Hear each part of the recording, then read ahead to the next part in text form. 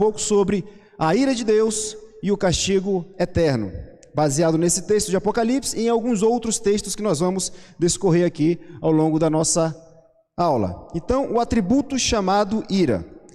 Abra a sua Bíblia lá no livro de Salmos 95. Salmo 95. E o verso que nós vamos ler será o verso 11. Salmo 95, verso 11.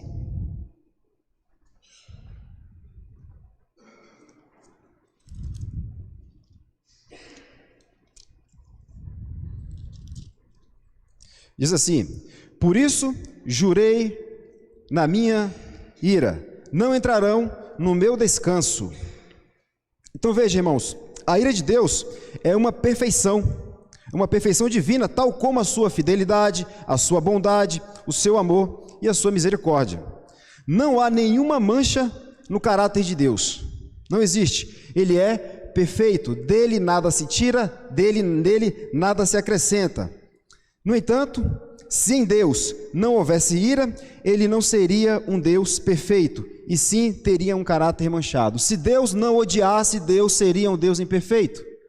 E a natureza de Deus mostra para nós que o inferno é uma necessidade real.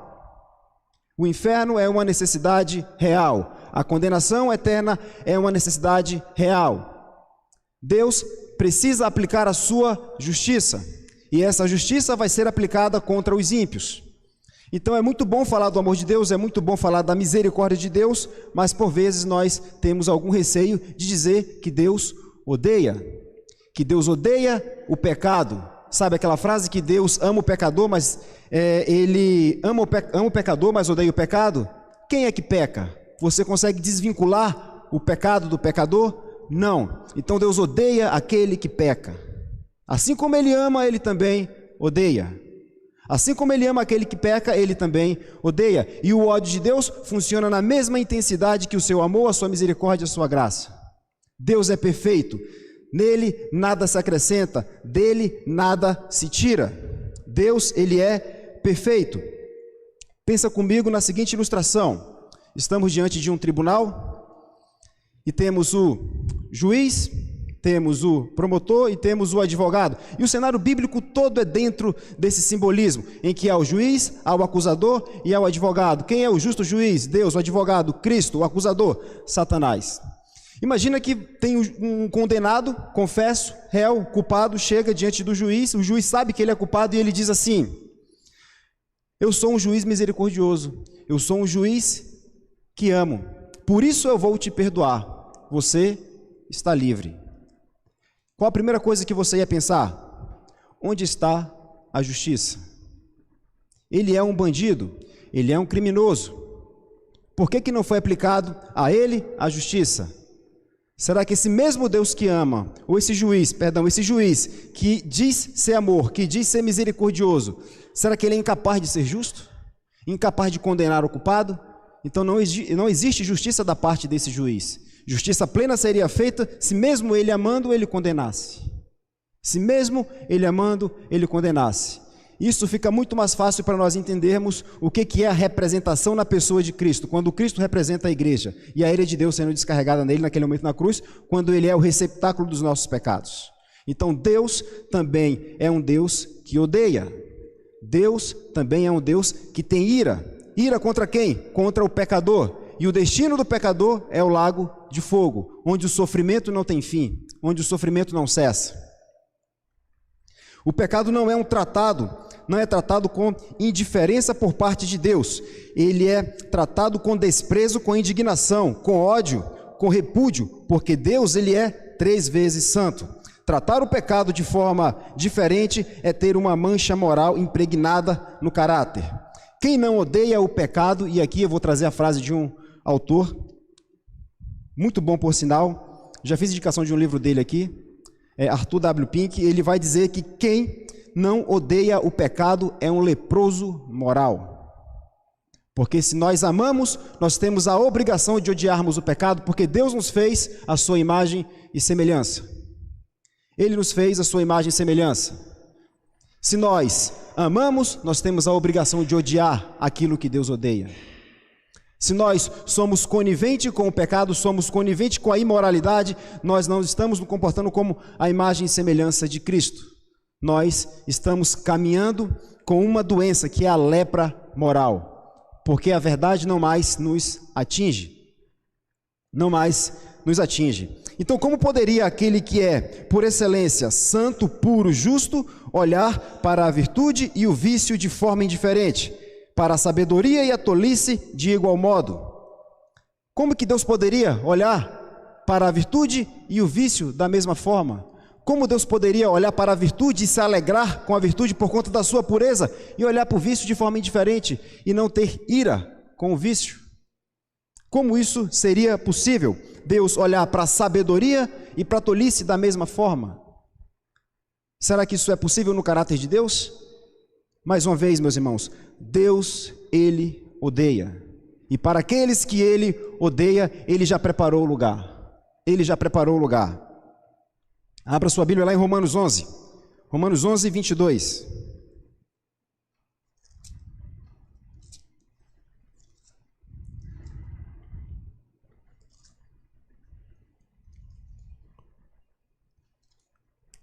Romanos 11, 22. Diz assim: considerai, pois, a bondade e a severidade de Deus, para com os que caíram, severidade, mas para contigo a bondade de Deus. Se nela permaneceres, doutra sorte também tu serás cortado. Severidade, inflexibilidade. Deus é inflexível com o pecado, e se Ele é inflexível com o pecado, quem é que peca senão o pecador? Então a inflexibilidade de Deus é aplicada também ao pecador, e isso diz respeito à sua ira, isso diz respeito ao seu ódio, aplicado àquele que não tem respeito, não tem reverência pela santidade de Deus. Deus é o possuidor de todas as excelências na plenitude. Ele não tem como não odiar aquele que desrespeita a sua excelência, que desrespeita a sua santidade. Ele não tem como fazer isso. Então, meus irmãos, como pode aquele que tem prazer somente no que é puro não detestar o que é impuro e vil?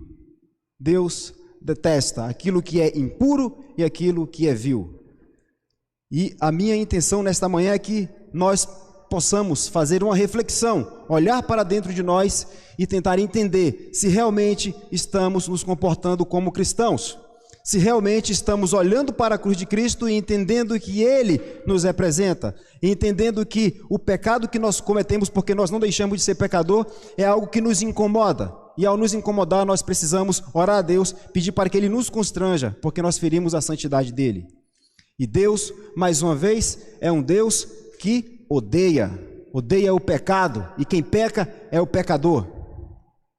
Odeia o pecado. Abra sua Bíblia lá em Salmos 7, 11. Salmos 7, verso 11.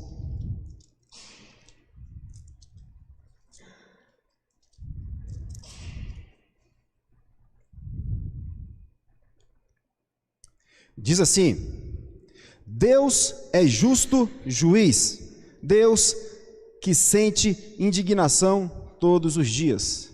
Em outras traduções você vai encontrar ira, que pode ser traduzido como raiva ou ódio. Por quê? Porque o pecado aborrece a Deus, e quem peca é o pecador, é o homem. O homem é que peca. Então a própria natureza de Deus faz do inferno uma necessidade real, uma realidade tal como o céu. O inferno, ou melhor, o céu, só é o céu porque Deus está presente nele. Porque Deus está presente nele. E o inferno só é o inferno porque Deus está presente nele. Nós temos manifestado no céu a graça, o amor de Deus, a misericórdia. E no inferno é manifestada a ira de Deus, a justiça de Deus sendo aplicada aos ímpios. Então não existe essa ideia de que Satanás governa o inferno. Não, Deus governa todas as coisas. Deus criou todas as coisas. Deus tem o controle de tudo. Deus tem o controle de tudo. A natureza de Deus exige uma condenação na mesma proporção com que Ele ama. E se o amor de Deus é eterno, se a misericórdia de Deus é eterna, a condenação também de igual modo vai ser. A condenação também de igual modo vai ser.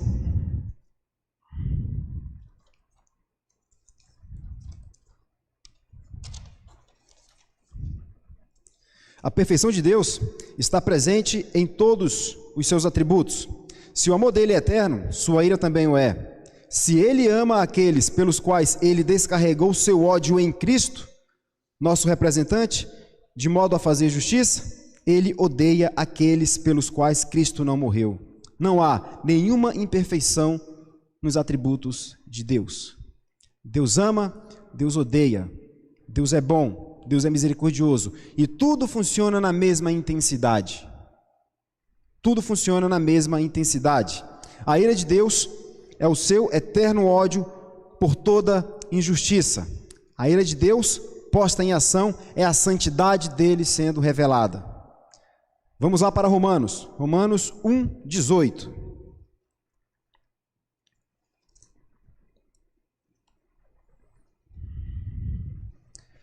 Romanos 1:18.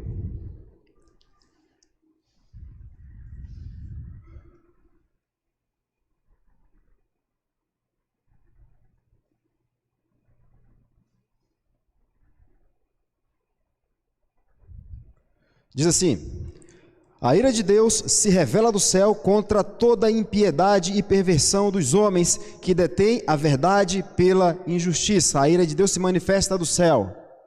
O que é perversão? É pegar aquilo que é verdadeiro, aquilo que é bom, e falar que aquilo é mentira, que aquilo é ruim. O que foi que Satanás fez na figura da serpente quando foi tentar Eva?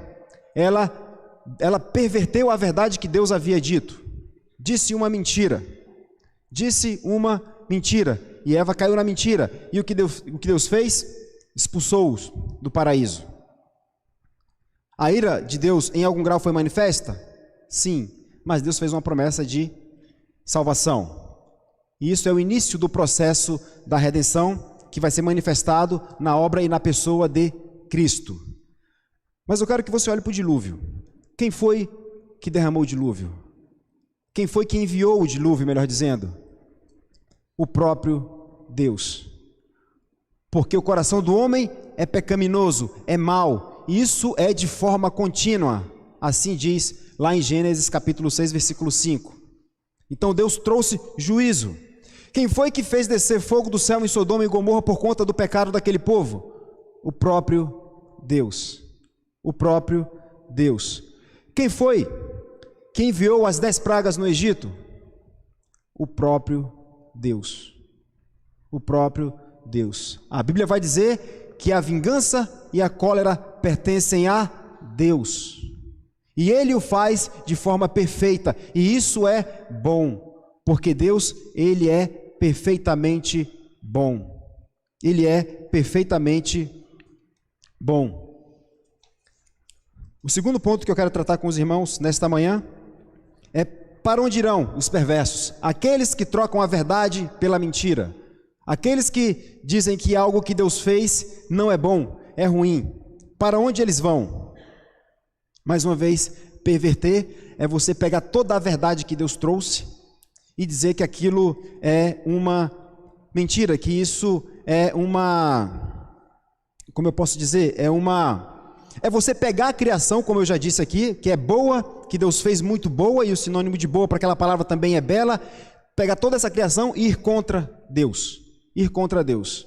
Quando Deus cria todas as coisas e coloca Adão no jardim e diz para que ele desenvolva as potencialidades da criação, porque tudo que Deus fez era bom e era belo, Deus está dizendo: olha, faça uso das regras que eu estabeleci, das leis naturais que eu estabeleci. E quando o homem pega essas leis naturais e a invertem e a pervertem, dizendo que hoje homem não é mulher e mulher não é homem, e tantas outras coisas que nós já sabemos, Deus se ira, Deus tem ódio.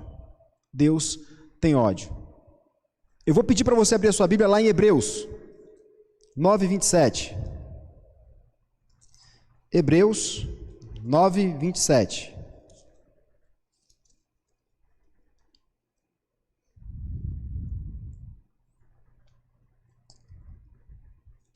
Hebreus 9, 27. Diz assim: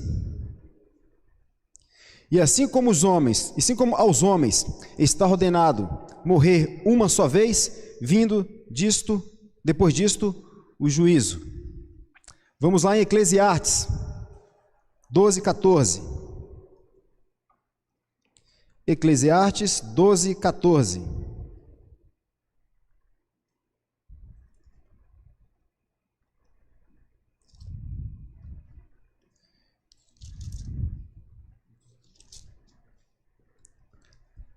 Diz assim: Porque Deus há de trazer a juízo todas as obras, até as que estão escondidas, quer sejam boas, quer sejam más. Nada está escondido de Deus. Vamos lá, em Atos 17, 31. Atos 17, 31.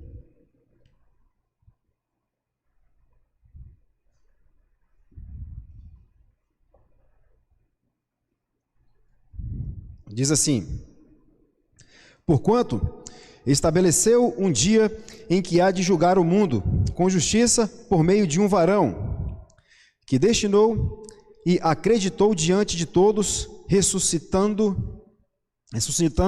dentre os mortos. Haverá o dia em que Deus julgará todas as obras. Depois da morte, vem o juízo. Haverá uma sentença condenatória para o pecador. Deus não deixará impune nenhum daqueles que ofendeu a santidade dele. Deus não deixará impune nenhum daqueles que ofenderam a santidade dele. Não há espaço para dúvidas de que o julgamento irá acontecer e de que esse dia se aproxima. Pelos seus frutos conhecereis a sua árvore, ou conhecereis a árvore. Como estão os nossos frutos? Nós, dentro da igreja, fazendo parte do corpo de Cristo, nos comportamos como trigo ou como joio? Como ovelha ou como bode? O que nós fazemos na coletividade, por vezes, é motivado por uma necessidade de aparecer. Mas o que também conta muito é o que nós fazemos na nossa individualidade, quando estamos a sós. Quando estamos sozinhos. E aí, quando nós estamos ali sozinhos, quem nós somos? O que somos? E algo que precisa ficar claro é que, se ainda há vida, já ouviram a frase? Se ainda há vida, há esperança. Se ainda há fôlego de vida, há a possibilidade de que nós nos arrependamos de nossos pecados e entregamos nossa vida a Cristo por meio da ação do seu Santo Espírito em nossas vidas. Deus não deixará impune. Deus não deixará impune aqueles que ofendem a santidade dele. Deus não deixará impune. O lugar que aguarda os pecadores condenados. Lembra daquele texto lá de Lucas do rico e do rico e Lázaro, em que um foi para o inferno, ainda não o inferno onde será lançado a besta, o falso profeta, mas ali, depois da morte, já está sofrendo. E como é que ele está sofrendo? No estado de consciência, no estado de completa consciência, sendo atormentado, sendo torturado. Essa é a ideia do texto original, sendo torturado. Vamos ler esse breve texto, lá em Lucas 16.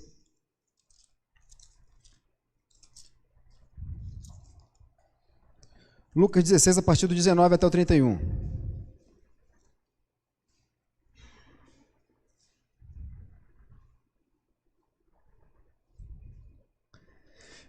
Diz assim: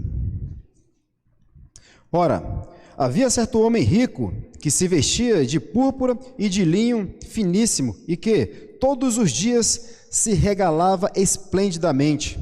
Havia também certo mendigo chamado Lázaro, coberto de chagas, que jazia à porta daquele e desejava alimentar-se das migalhas que caíam da mesa do rico.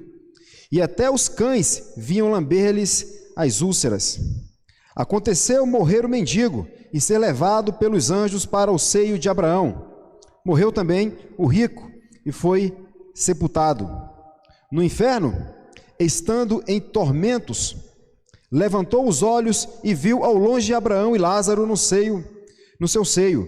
Então, clamando, disse: Pai Abraão, tem misericórdia de mim e manda a Lázaro que molhe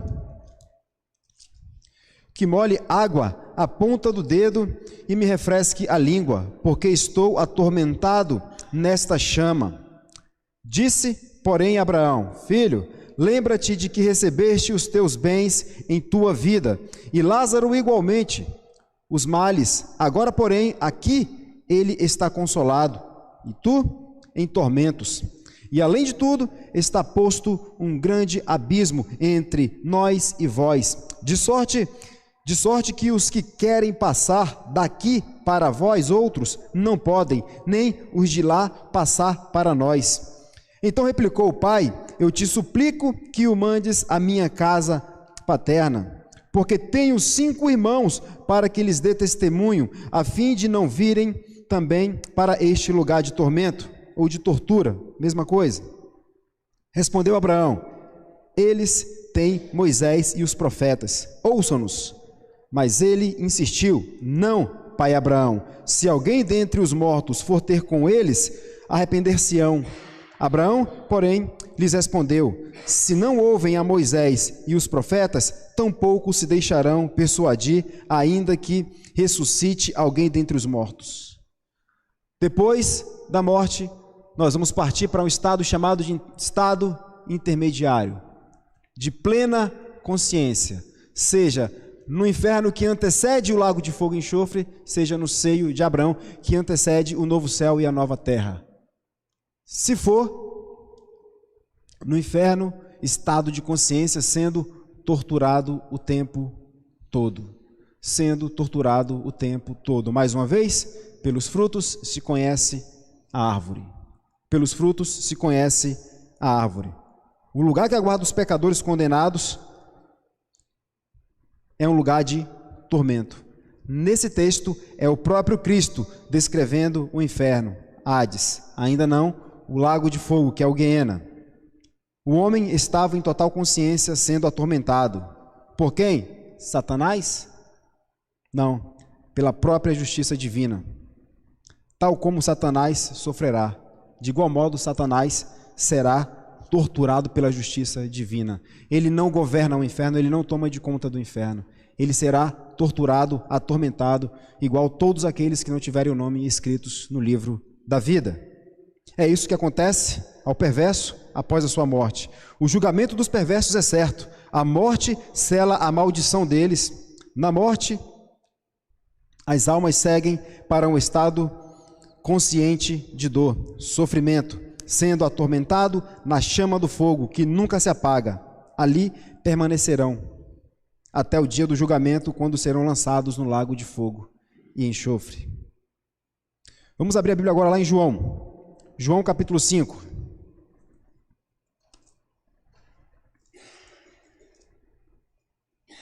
João capítulo 5, 28 e 29.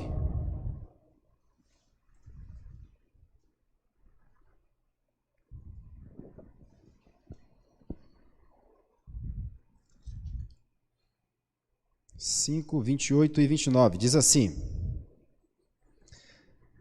Não vos maravilhei disto, porque vem a hora em que todos os que se acham nos túmulos ouvirão a sua voz e sairão. Os que tiverem feito o bem para a ressurreição da vida, e os que tiverem praticado o mal para a ressurreição do juízo. O estado de sofrimento não é a alma que vai estar sofrendo, que vai estar sendo atormentada, é o corpo físico de carne e osso. Quando Cristo ressuscitou e teve o seu corpo humano glorificado, ele ainda era de carne e osso. De carne e osso. Então todos irão ressuscitar. e com este corpo ou serão glorificados para viverem o gozo eterno com o seu Criador, ou com o mesmo corpo não glorificado serão lançados no lago de fogo, onde serão atormentados dia e noite para todo o sempre. Para todo o sempre. Ou seja, João fala daqueles que praticam o mal. E praticar o mal diz respeito a uma conduta moral. Diz respeito a uma conduta moral. A palavra praticar, ela diz respeito ao meu dia a dia. Se eu amo a lei de Deus, se eu amo os mandamentos de Deus, ou se eu os perverto. E os perverto sem ter nenhum sentimento de arrependimento, porque nós ainda estamos na condição de pecadores, mas quando pecamos, logo o Espírito Santo de Deus nos incomoda para que nós peçamos perdão, porque nós ofendemos a santidade de Deus. E precisamos entender, mais uma vez, que Deus é um Deus que odeia. Ele é um Deus que ama, é um Deus que tem misericórdia, mas também é um Deus que odeia. E Ele não deixará impune. Há pessoas dentro da igreja, assíduas, e continuam a praticar maldade, ou não tem o joio no meio do trigo, ou não tem o bode no meio das ovelhas. A pergunta é, eu na condição de ovelha, estou tentando influenciar para fazer com que aquele que é bode deixe de ser bode, ou eu estou me tornando bode? Eu estou me tornando cada vez mais, na essência, parecido com o joio, ou tentando tirar o joio e trazer para o lado do trigo? E aí é para que nós possamos fazer uma reflexão interna. E o que é o lago de fogo que no dia do juízo serão lançados? O que é esse lago de fogo e enxofre? Vamos abrir a Bíblia lá no livro de Apocalipse. Apocalipse 19. 19, 20.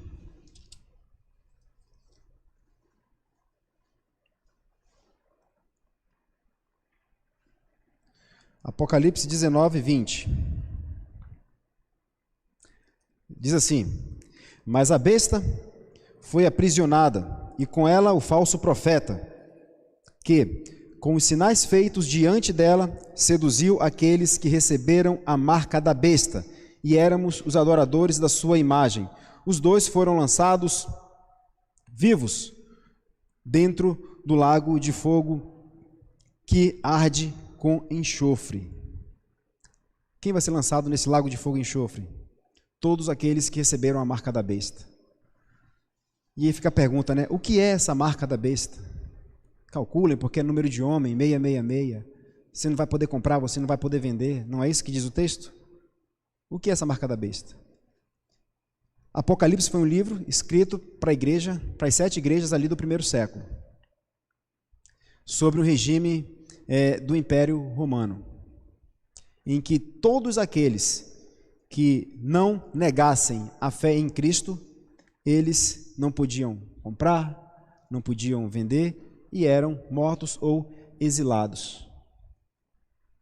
Vamos fazer uma aplicação para nós aqui agora, para a gente poder entender? Alguém já ouviu falar no politicamente correto? Quando você discorda do politicamente correto, o que aconteceu com muitos que eram cristãos? Perderam os empregos. Se não tem emprego, não tem salário. Se não tem salário, não tem o que comprar. Já ouviram falar na ideologia de gênero? Se nós achamos que o momento de perseguição, tal como era no primeiro século, não vai chegar, vai chegar. E o quão nós estamos preparados para quando esse dia chegar? O quão é mais importante a nossa salvação em Cristo Jesus, defender esses valores, do que o nosso conforto? Será que alguém ainda coloca na balança e acha que ter o conforto financeiro é mais importante do que defender o testemunho, do que defender a fé? Será que nós estamos achando que esse momento de perseguição para os nossos dias não vai chegar? Deixa eu contar um breve caso de um livro que eu li no início do século XX. Tem inclusive um filme disponível no YouTube chamado, o nome do livro é Torturados por Amor a Cristo, né?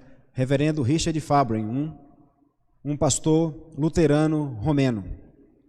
em que os comunistas invadiram a Romênia e o único e principal objetivo dos comunistas não era matar os cristãos, mas era fazer com que eles abdicassem da fé deles.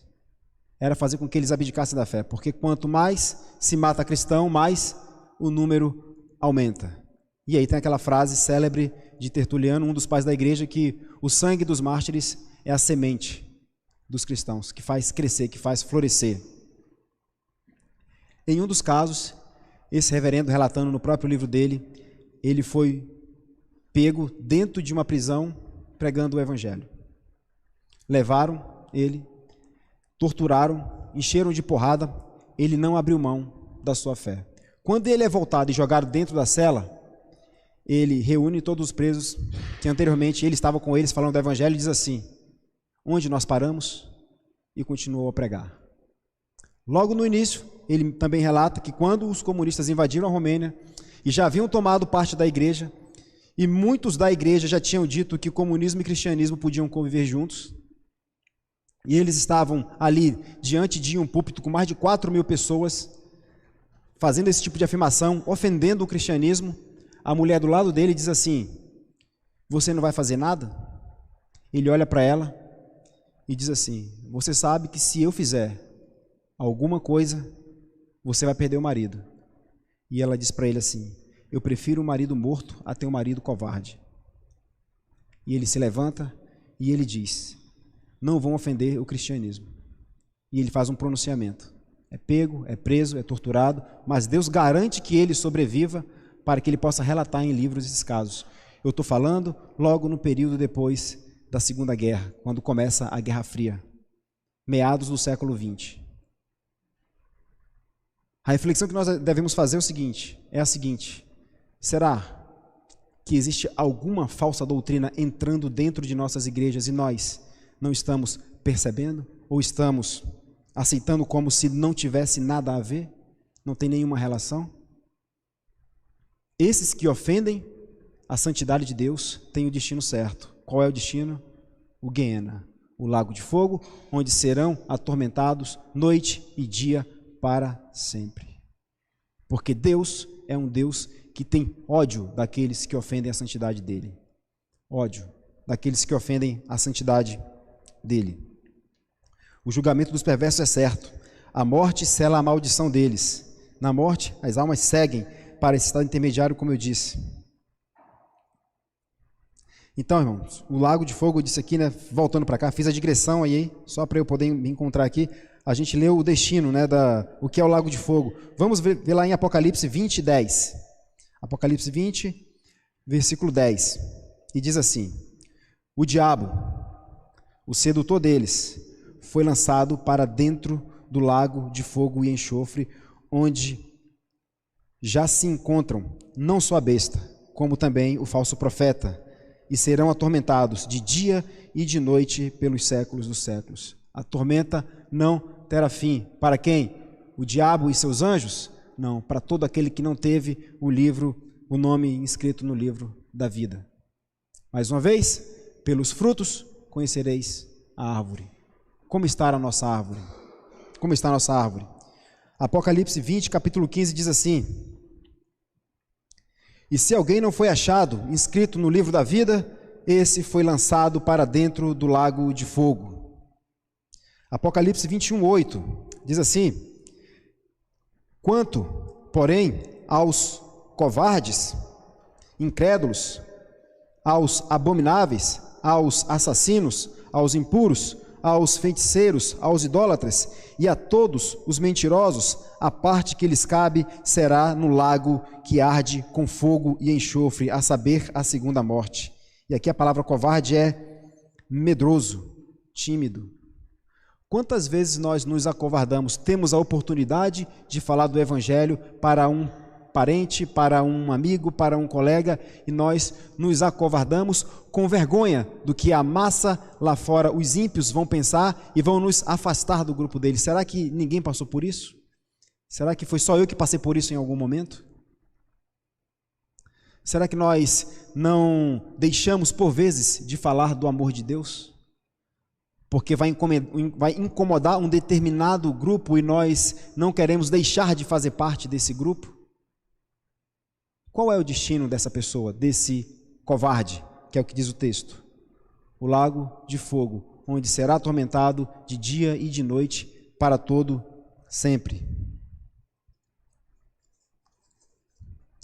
Apocalipse 20, 10, diz assim: o diabo sedutor foi... já li isso aqui, né? O diabo sedutor...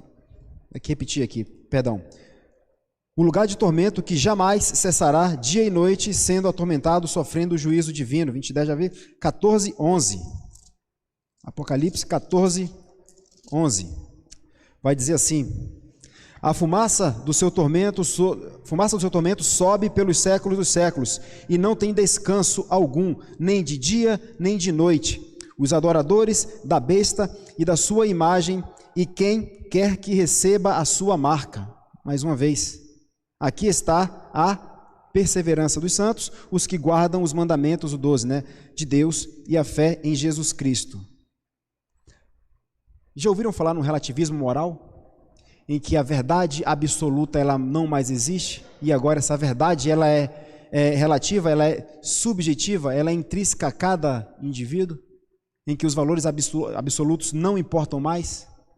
Olha o que o texto está dizendo: a fumaça do seu tormento sobe pelos séculos dos séculos, e não tem descanso algum, nem de dia, nem de noite, os adoradores da besta e da sua imagem, e quem quer que receba a marca do seu nome. Não terão descanso. E no 12 ele vai dizer: aqui está a perseverança dos santos, os que guardaram os mandamentos, a lei moral de Deus. Aqueles que pervertem a lei moral de Deus, quando se começa a aceitar a ideologia de gênero, quando começa a aceitar de que Deus é algo fictício, quando nós começamos a nos deixar ser envolvidos por um anticristianismo, eu não vou falar secularismo, porque essa é uma ideia também equivocada, mas quando nós deixamos nos envolver por um anticristianismo, sem mesmo perceber, nós estamos pervertendo os mandamentos de Deus. E ao perverter os mandamentos de Deus, o nosso destino é o lago de fogo. É a condenação eterna.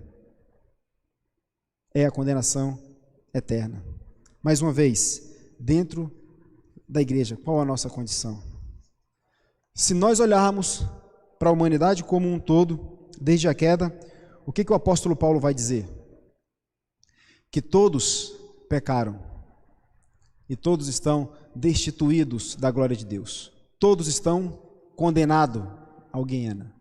Porque ele vai dizer no capítulo 6, versículo 23, que o salário do pecado é a morte.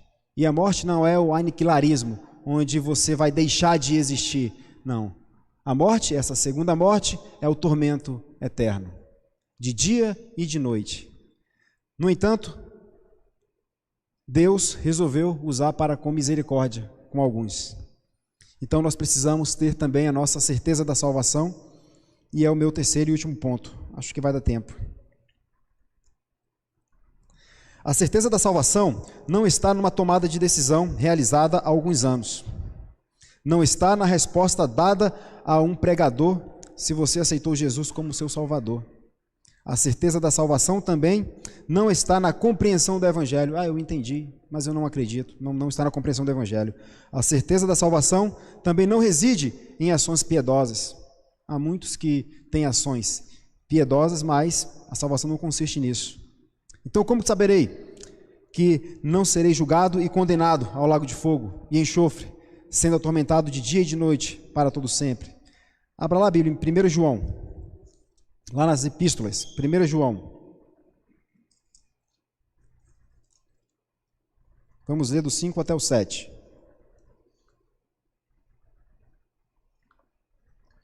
1 João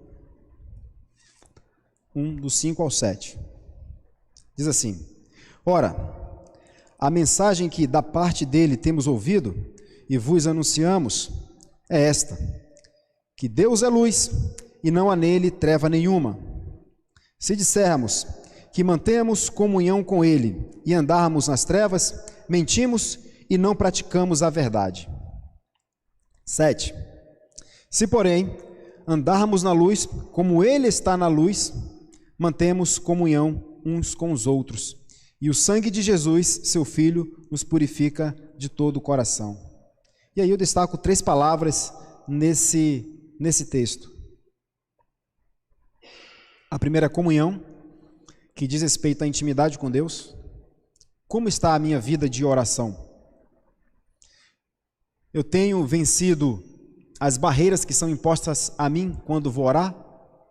Porque não é fácil levantar cedo, dobrar meu joelho ou tirar algum momento do dia para orar. Se fosse fácil, todo mundo faria. Mas eu estou conseguindo vencer essas dificuldades que se apresentam a mim, dada a natureza pecaminosa que possuo? Como é que está a minha leitura para com a palavra de Deus? Será que eu tenho ouvido a voz de Deus ao buscar a sua palavra para poder lê-la? A segunda palavra aqui é andarmos, que diz respeito ao estilo de vida. Quando lá em Mateus está escrito que nós somos o sal da terra, diz respeito a um mundo que está em degeneração, moralmente falando, está sendo destruído.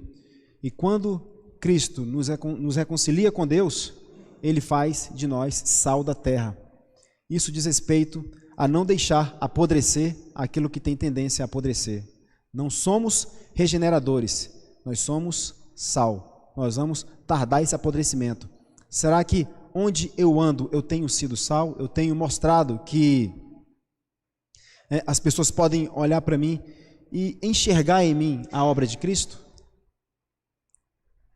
A outra palavra, praticamos, diz respeito à conduta moral, a lei de Deus internalizada em nossos corações.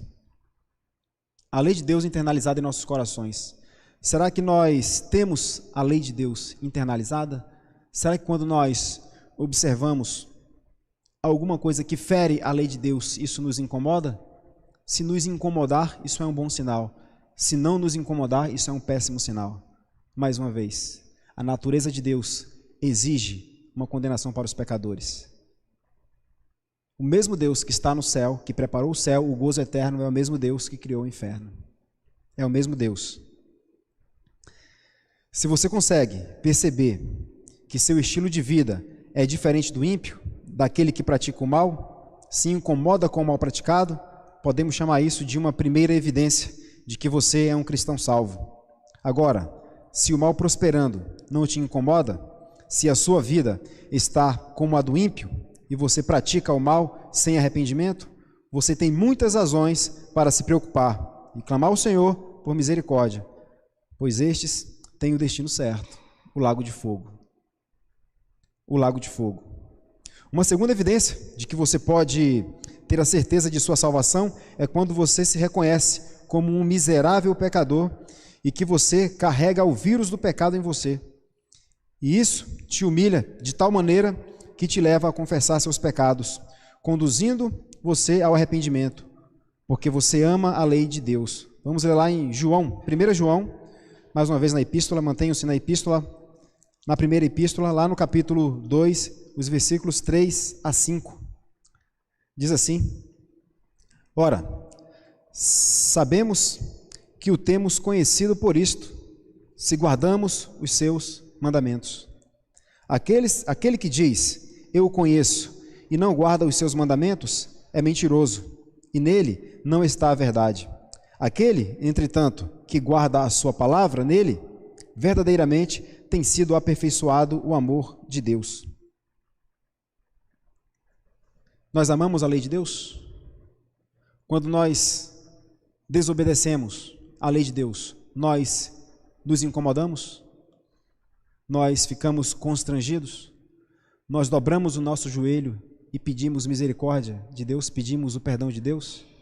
Se sim, isso é um bom sinal que você pode ter acerca da certeza da sua salvação. E para a gente caminhar aqui para o final, abra a sua Bíblia lá em 1 Coríntios 10, 31. 1 Coríntios 10, 31.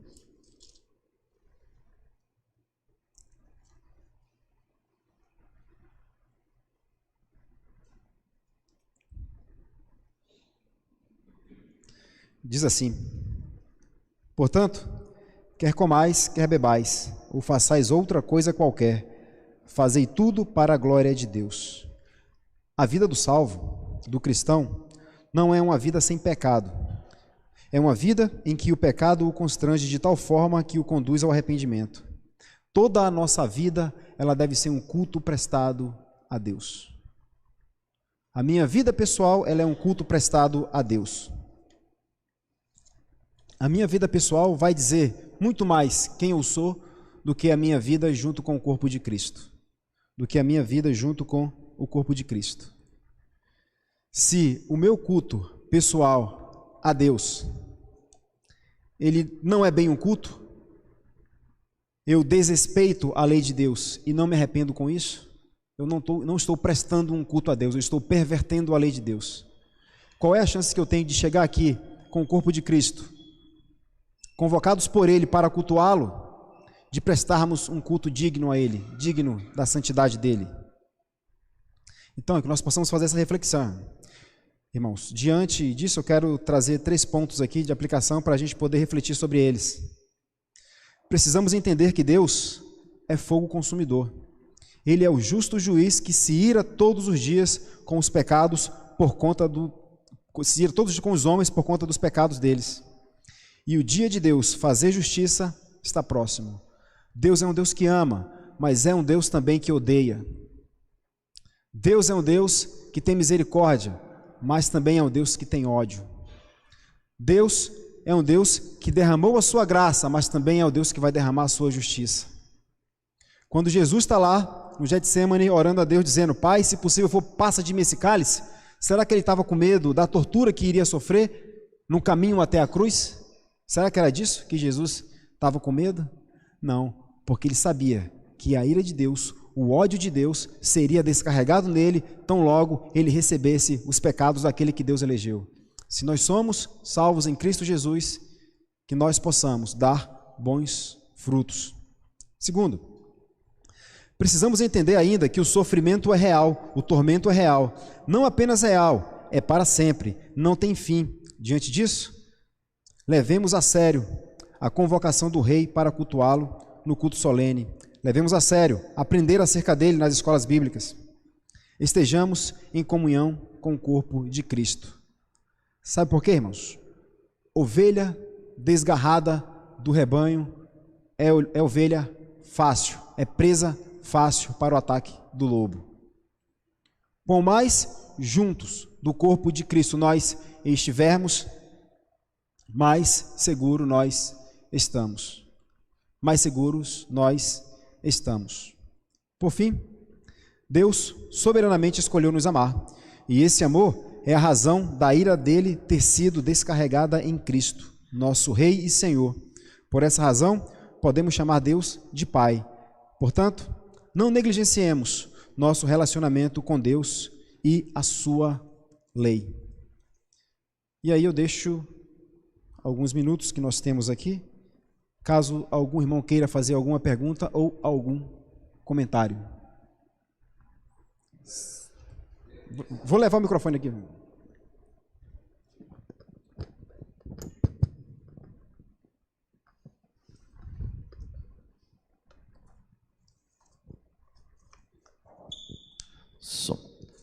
Dentro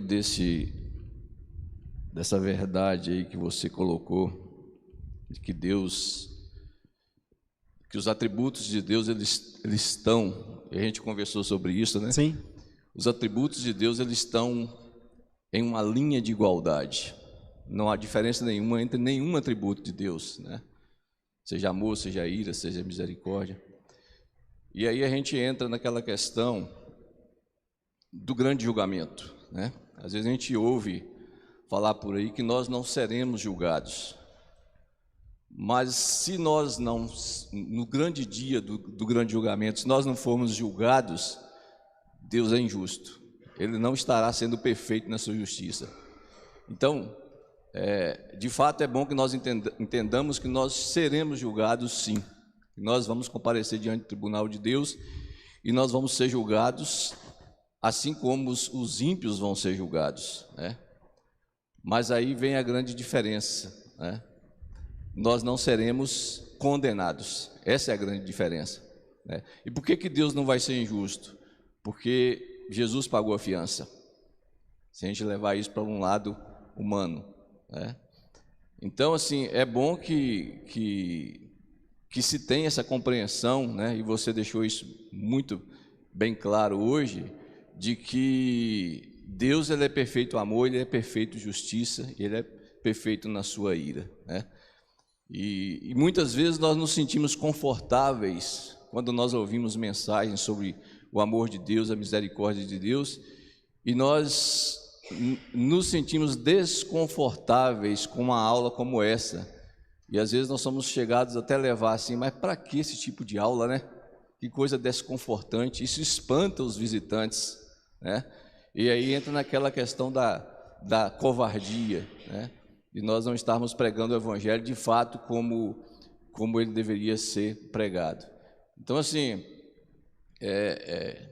se nós nos sentimos desconfortáveis com esse tipo de pregação, a gente precisa rever o nosso Evangelho, né? E talvez uma das características da marca da besta é a covardia, né? Então, ao invés de nós ficarmos preocupados com números de besta, com 666, com sistemas, nós temos que nos preocupar em não sermos covardes, né? Porque a coragem, ela vence qualquer sistema, ela vence qualquer coisa que vier, né? Então é só esse comentário que eu gostaria de fazer. Sim, precisamos entender Deus, que os atributos de Deus, eles funcionam na mesma intensidade, e a ira é um deles, né? E a ira é um deles. Isso aí, presbítero Edivaldo, obrigado pela colaboração. É bem rápido. A primeira coisa é que eu me lembrei muito de um livro que o pastor Mateus falou recentemente, O Verdadeiro Evangelho, do Paul Washer, que ele fala ele desmonta uma coisa que eu acho que talvez os cristãos, né, que estão na igreja há muito tempo tenham ouvido um dia falar, que Deus não ama o pecado, mas ama o pecador. Então, eu não sei se vocês ouviram essa frase, eu já ouvi muito, né? Eu já ouvi eu vi de púlpito, inclusive, né? E assim, entre os irmãos. E aí o Paul Washer desmonta isso. Não, Deus odeia o pecador também. Deus não odeia só o pecado, Deus odeia o pecador.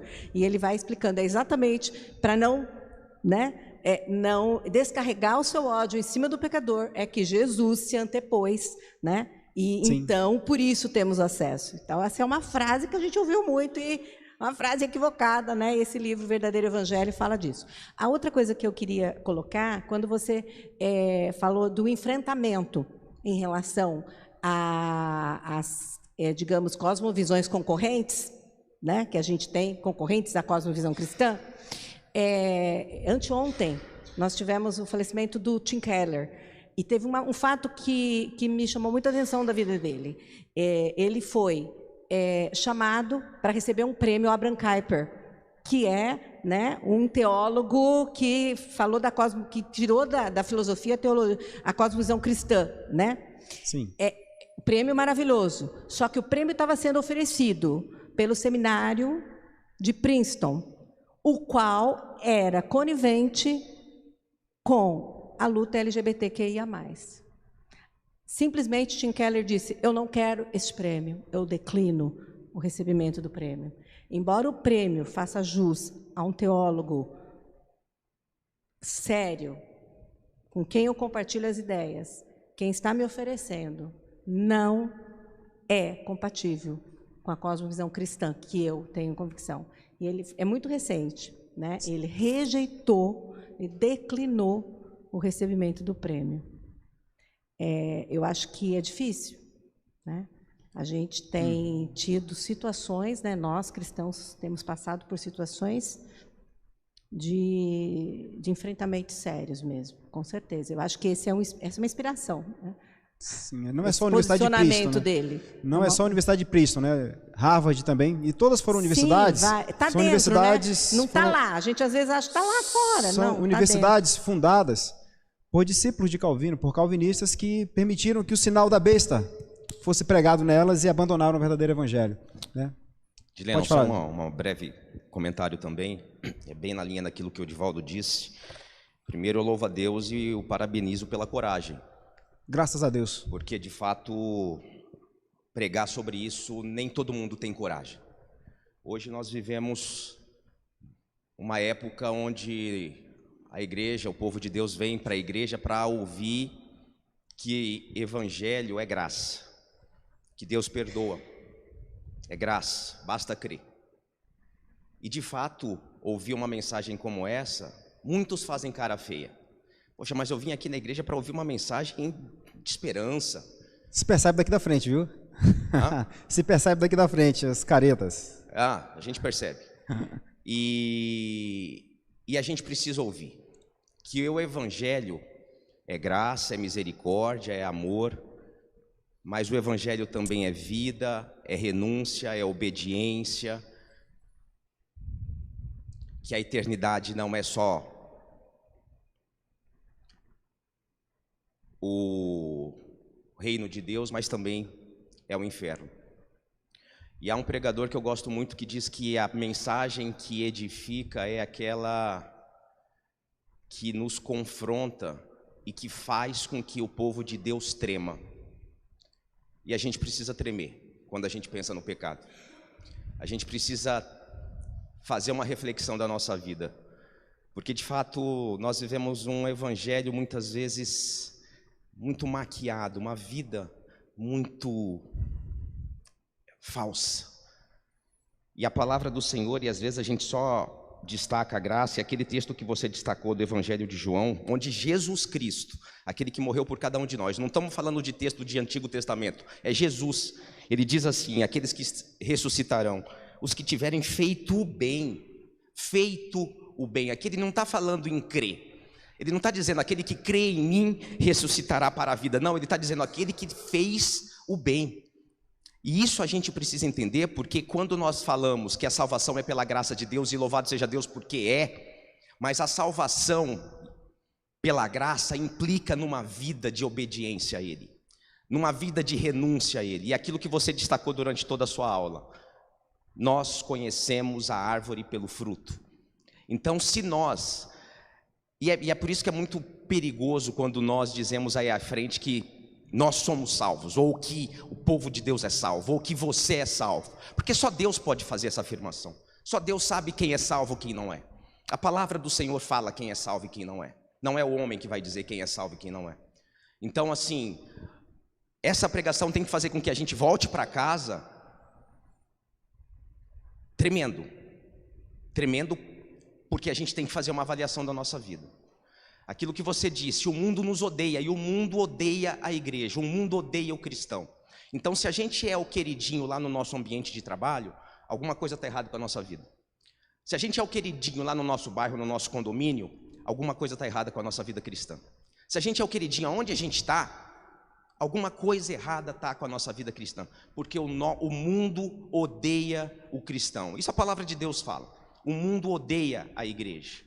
Então a gente precisa refletir muito sobre isso. E eu volto a dizer, nós precisamos sim, como disse o Edivaldo, falar sobre o inferno.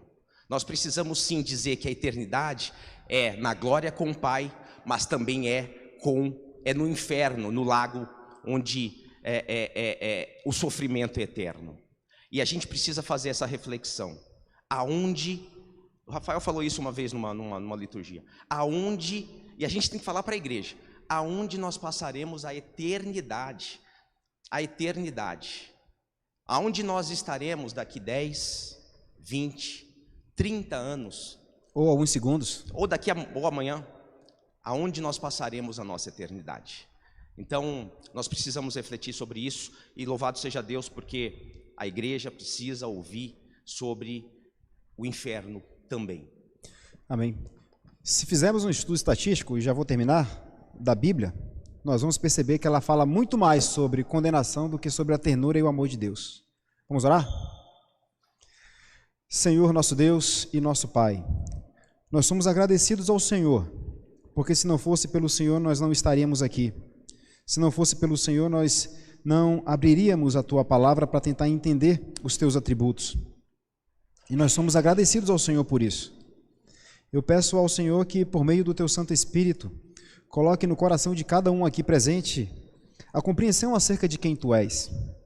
Que o Senhor possa internalizar em nossos corações o entendimento acerca do Teu caráter. Que o Senhor é um Deus de amor, um Deus de misericórdia, mas também é um Deus que se ira, é um Deus que tem ódio do pecador porque ofende a Tua santidade. Nós pedimos ao Senhor misericórdia. Tenha misericórdia de nossas vidas, perdoe os nossos pecados no falar, no pensar, no agir, na ação, na omissão e nos conduza para que nós possamos nos tornar imagem e semelhança do Teu Filho. Nos constrange, Pai, quando errarmos contra Ti e ofendermos a Tua santidade. Nós damos graças ao Senhor por Jesus Cristo, aquele que nos representa diante de Ti. Nós somos eternamente gratos ao Senhor por isso. Peço o Teu cuidado sobre cada um aqui presente, que esse cuidado seja estendido à parentela de cada um aqui presente e dá sabedoria para que cada um possa falar do Teu amor. E por vezes, com o comportamento, Deus. Peço que o Senhor leve em paz cada um aqui e os traga logo mais à noite para que nós possamos cultuar ao Senhor, ouvir acerca daquilo que Tu fez por nós e responder a Ti, Senhor, em gratidão. No nome de Jesus, Te agradecemos. Amém. Amém, irmãos?